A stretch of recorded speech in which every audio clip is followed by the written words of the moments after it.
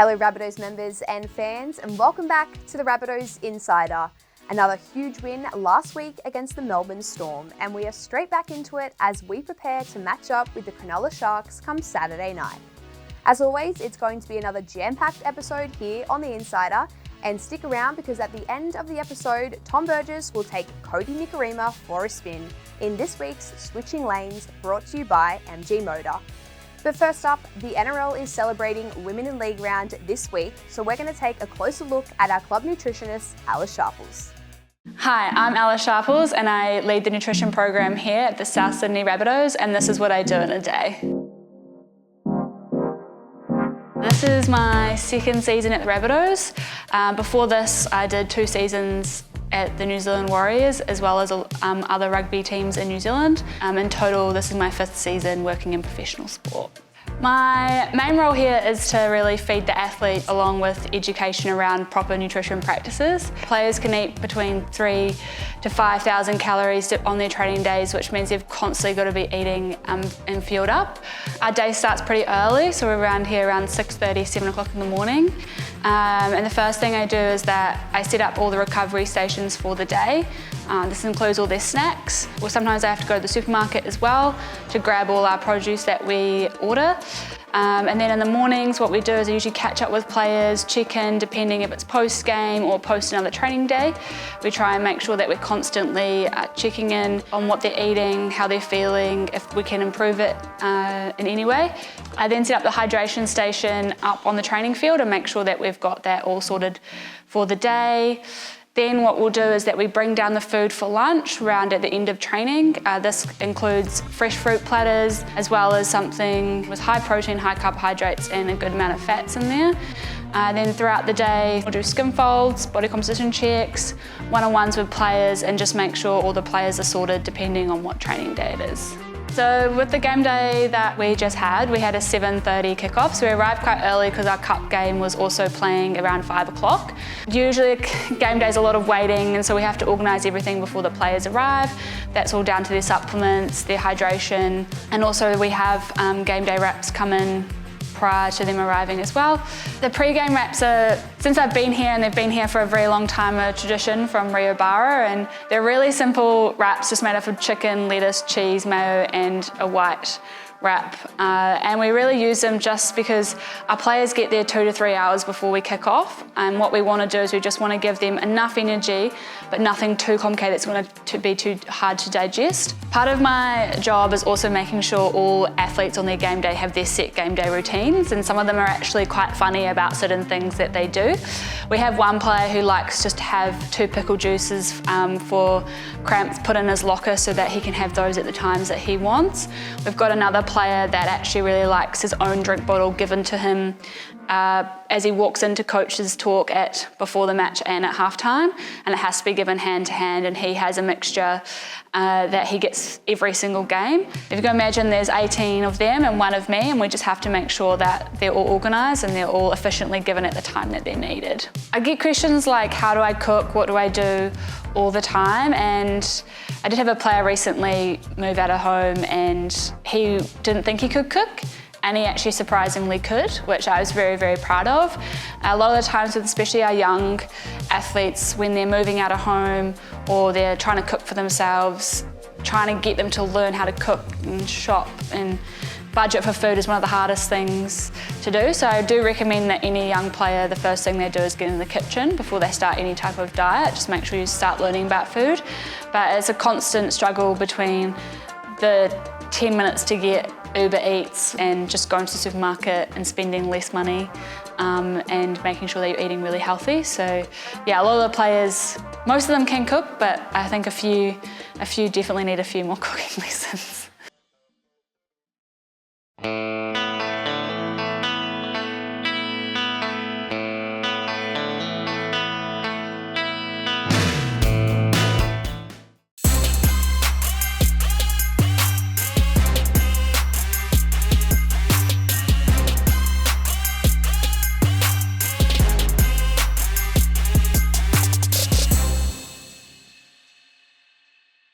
Hi guys, welcome to another Pathways wrap.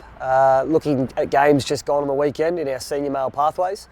First of all, our jersey flag game against Victoria Thunderbolts, unfortunately due to weather, had to be moved away from Acor Stadium, and a big shout out to the Randwick City Council for keeping Snake Park Maroubra open for us so we could get that game of footy to go ahead.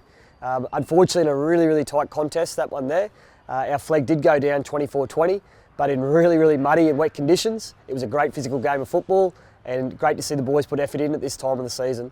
Looking back over to Acor Stadium and the curtain raiser over there, we had our New South Wales Cup get back to the winning circle with a very commanding 30-0 win over Mounties. So hopefully those wins keep coming for the boys so they can get back into the top 5 right before the finals. Looking at our feature this week, we caught up with our second last Black Rabbits Elite Player Development Program night held at Redfern Oval recently. Let's see how that program's going in 2022. In its second year of existence, the Black Rabbits Elite Player Development Program was brought in to make sure that we could ensure that the top young men and women identified through our pathways teams throughout all the grades were making sure that they were getting the elite coaching both on and off the field they need to make sure that they're best prepared to try and crack it into that elite system into the NRL. So part of the Black Rabbits EPD program is that we do monthly sessions here at the NRL facility where these select young men and women get to come in and have access to all our NRL staff. These NRL staff include people from our high performance department, so that includes strength and conditioning, nutrition needs, and also our medical team from our NRL team, making sure they're getting looked after. And then always we make sure they have access to some of our NRL coaching staff, whether that be our assistant coaches in Ben Hornby, Steve Antonelli or John Morris, or in our development coaches in Joey Callahan and John Sutton.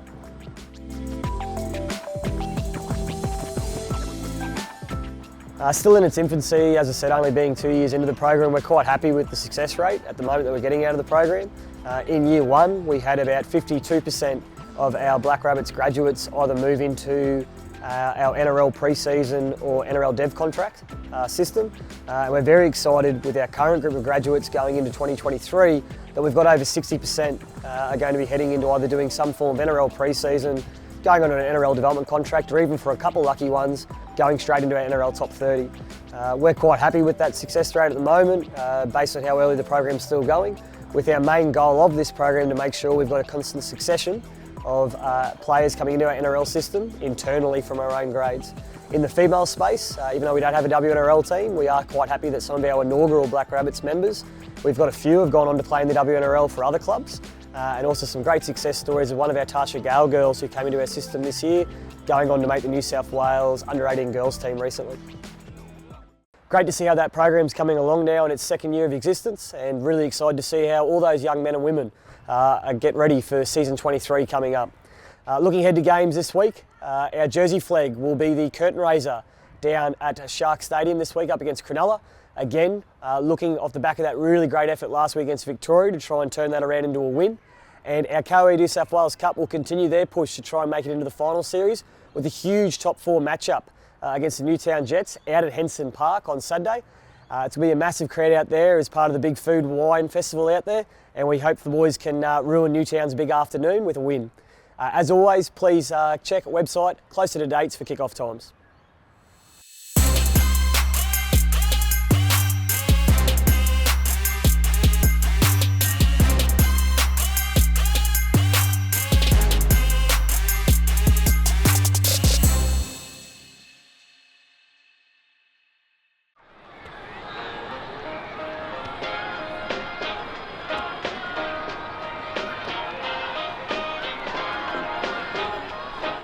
Here's what you need to know about our round 20 clash against the Cronulla Sharks, brought to you by whatif.com, proud travel partner of the South Sydney Rabbitohs.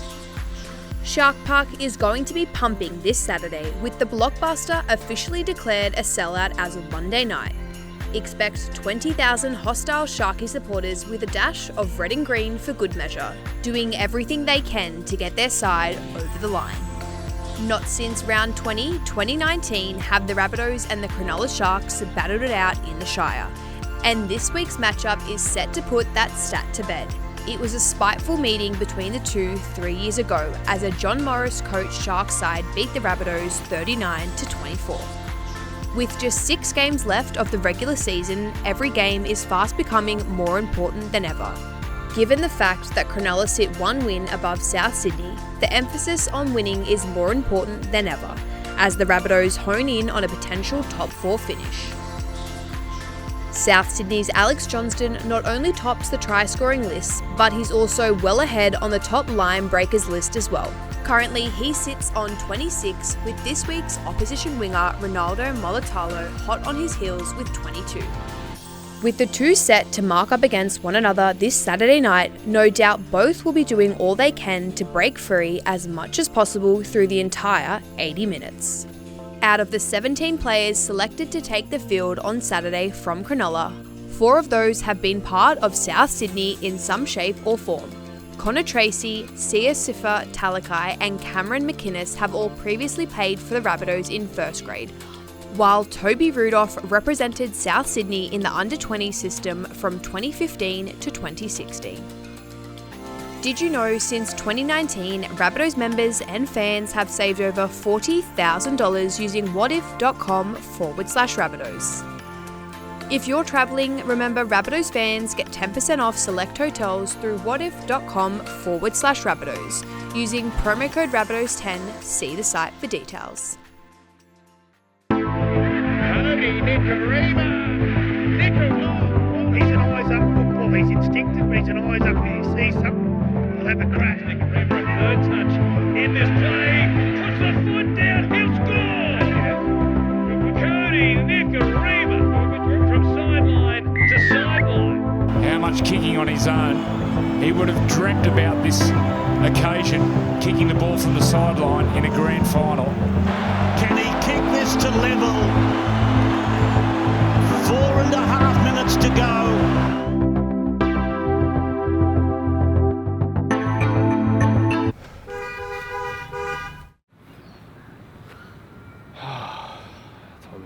Owen lad. Sorry, did I put you off? I got you a coffee though. Alright, I'm on my way.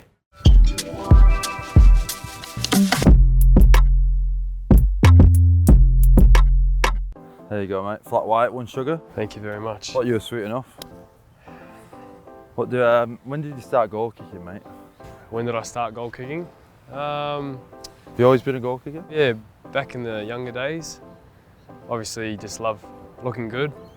You know, kicking them from the sideline, and everyone about the glory. Eh? Everyone loves that. Yeah, it is. Is that why you decided to start goal kicking? Yeah, pretty much. Well, you've been pretty good so far with us, eh? Thank you, thank you. You might miss many in This year? in a few games. No, I think I'm up What are you like? 2. I think I missed 2 this year. 8 from 10. So hopefully, yeah. 80%, it's not bad. Hey, look, obviously, Neff, you're a bit new to these parts, so Yep. what I was thinking was we could go in the new MG, Yeah, sounds good. get in the MG and take you for a spin around Redfern, Let's do it. and then we'll go get some Are lunch. you eh? from here too? Well, I'm a local now. Oh, you are? Okay, sweet. I've been here, you know, nearly over 10 years, so Yeah. we'll go for a spin. Let's do it. MG, what a car. Oh, good. Mate, pretty Haven't good been. interiors to be fair to you. Sorry? Pretty good interiors. I reckon is that Liverpool fan? We're changing the segment. Car karaoke with Tom. Yeah. Can you sing? I don't mind a bit of karaoke. Nicarima, it'll skip again and almost through. Hill gets a hold, but not enough. Not through, and Johnson almost overran him and back again to Nicarima, and the try is going to be given. Obviously, you grew up in New Zealand. How did you come across to Australia? So, my dad's brother moved over beforehand. So we're in, like I said, in NZ, and my old man was in the army, so we used to move with him for work. And then, yeah, his brother moved over to Brisbane, and seeing that there was better opportunities over in Australia for us boys for league. So my mum moved over first for like a month just to get settled. So how old were you then? When we moved, I would have been 10 years old. Yeah. Oh, so you're pretty much Aussie then now. No, I'm not Aussie. I know where I'm from. Oh, so you basically moved here, young kid. Did you go for the Broncos? No, I was still going for the Warriors. Yeah. I've always supported New Zealand teams, whether that's rugby league or any sport. To be fair, I like backing my country. But then obviously when I signed with the Broncos at a young age. I was 12 years old when I signed my first contract. Wow. They do that early though, right? Yeah, they've changed it now. I think you have to be maybe 15 or even older to sign a contract. But we see it tickets to go to every home game, all these little cards. So after using those and being a part of their system, I sort of switched who I was going for, and started to become a Broncos fan, and I got my opportunity there. Who did you sort of look up to then back in the days? Was there any Kiwis playing for the Broncos? Well, it depends on what you call Kiwi, like Carmichael Hunt. I think he's a Kiwi, but he pledged Australia. But no, for me, I've always, and I've said it publicly before, my idol's always been Benji Marshall. Just used to love what he used to do on the field. Shout out Benji. Yeah, shout out to the road bags. And then it was cool. I got to, train and play alongside him when he came to Broncos in 2017. Is that who gave you your nickname? No, he didn't actually. It was Stephen Kearney. Oh, so back in 2015, I went into the Kiwis. I think they might have had a one-off test against Australia. Yeah. And what they did back then was they used to bring, I guess, a young player coming through just to give him some experience. Yeah. And, get around the boys and I guess enjoy camp. So he brought me in for that week, and obviously being the youngest there, he just started calling me Neff, short for nephew, and then. Who's uncle then? Uncle Uncle Bully. Yeah, that's what I called Uncle Bully when he was here. But Adam Blair got a hold of it. Yeah. Once he gets a hold of something, bro, it just sticks. So instead of, I guess, whinging about it, I just embraced it. Yeah. There's worse nicknames out there. It's alright, yeah. It's not bad, I don't mind it. Have you got a nickname? Tomasi.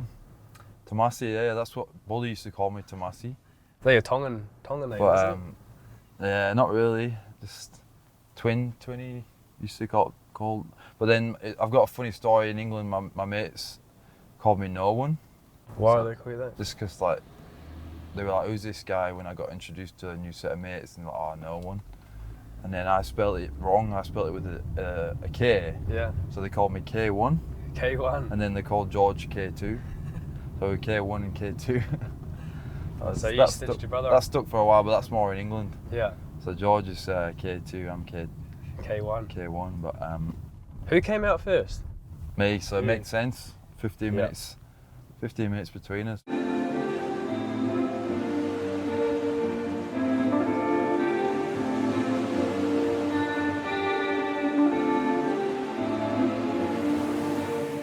here we go.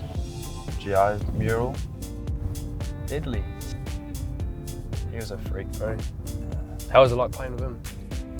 Yeah, he was man. He was just a freak on it. I actually remember my first game against him, might have been 2016. We kicked it dead. He was fullback at the time, and he's running back. Took a quick tap, and it was literally, I feel like myself and just space. Yeah. And I literally made a tackle on him, and it was one of the best moments in my career. Just tackling GI. Well, wrestling, I mean, wrestle was like, there's no point. It's similar to Latrell a bit. It's just like, you just can't. When they want to just get past you, they will. Started your career with Brisbane. Yep. That's when you first met JD, is it? Was JD there? No, he wasn't there then. He came in 2017 when Benji came. Oh yeah. I got along with JD really well, actually. Yeah. He helped out me and Milf quite a bit just with our attack. So we used to catch up with JD, every week. I guess just game plans and how we want to approach games and whatnot. So yeah, no, he's real good. You played how many years at the Bronx? 15, 16, 17, 18, half of 19. Yeah, and then 5. What happened there then? Then got an opportunity at the Warriors, signed a 3.5-year deal there. That would have been cool, eh? Yeah, it was cool. Obviously. Was that something you sort of Look, to be honest, I've got a Australian partner, and It didn't really ever cross my mind that I'd sign at the Warriors. As a kid, I've always wanted to play for the Warriors, being so that was the team that I used to support. But then, yeah, obviously, opportunity came about. Obviously knew their coach, Steve Kearney at the time, and he was pretty keen to get me over there, so yeah, I just had to take the opportunity.